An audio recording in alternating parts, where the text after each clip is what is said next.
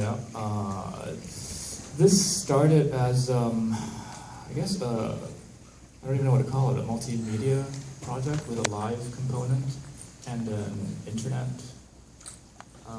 It's going to be an internet project. Yeah, I had decided, I think I was in conversation with Noah Cowan, who back in 2010, who was one of the directors of the Toronto International Film Festival, and I was just telling him how someday I'd like to make some kind of internet interactive art, and he just said, I love Noah because he's so flippant and he's willing to be wrong and then correct himself later, but he just said, impossible.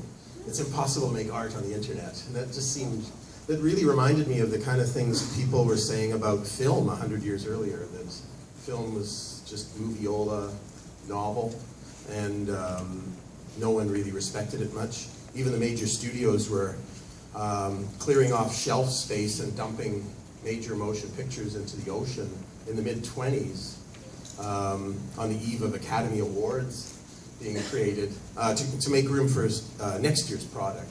And all sorts of films were destroyed in that fashion. Some would just burst into flames in projection booths and be lost, others in shipping mistakes, and most of them, though, just got lost in, I'm talking about lost films now for a reason, lost just because they weren't stored properly, and as the decades accumulated, old films tend to just turn into a vinegary smelling jelly or dust. And so the net result was that of the films made in the first 4 decades of the art form in America, over 80% are lost. And in other countries, and almost every country in the world had some sort of film industry, the percentages were far higher. And so I had decided around that time that I wanted to make a website in which it was possible for anyone online to hold seances with the spirits of lost cinema.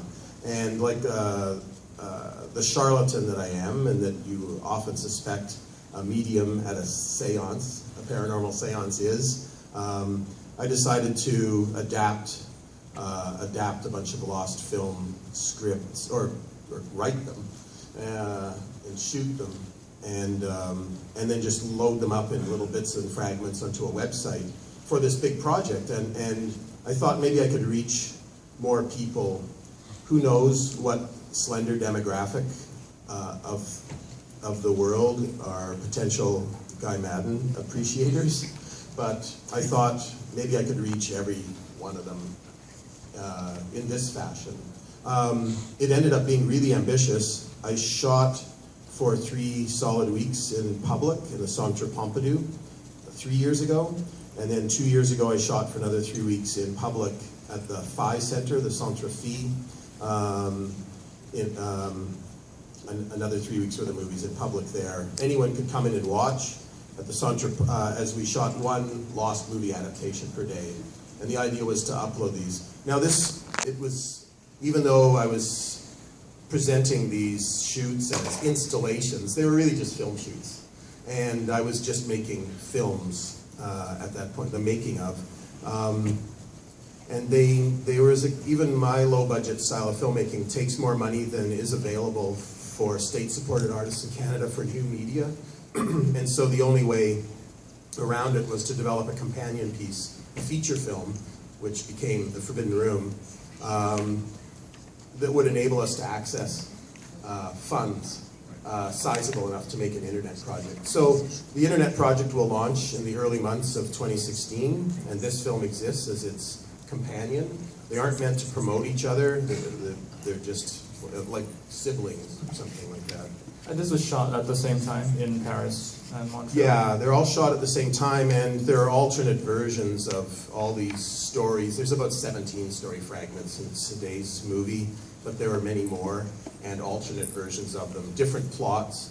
The advantage of silent movie intertitles in the old days used to be that you could export a film to any market in the world and just cut in the language spoken in whatever country. But here we've decided to exploit it even further by swapping in completely different plots using intertitles. And so there's something like 500 billion permutations possible of little seance visits. Seance, by the way, for anyone who hasn't been to France, is the standard film-going term for just a screening. The term means a seeding, and in both the paranormal and the French movie-going sense of the word, it's a seeding in the dark where you go to be enchanted by something. You want to believe in something and then decide afterwards whether you were or whether you're angry.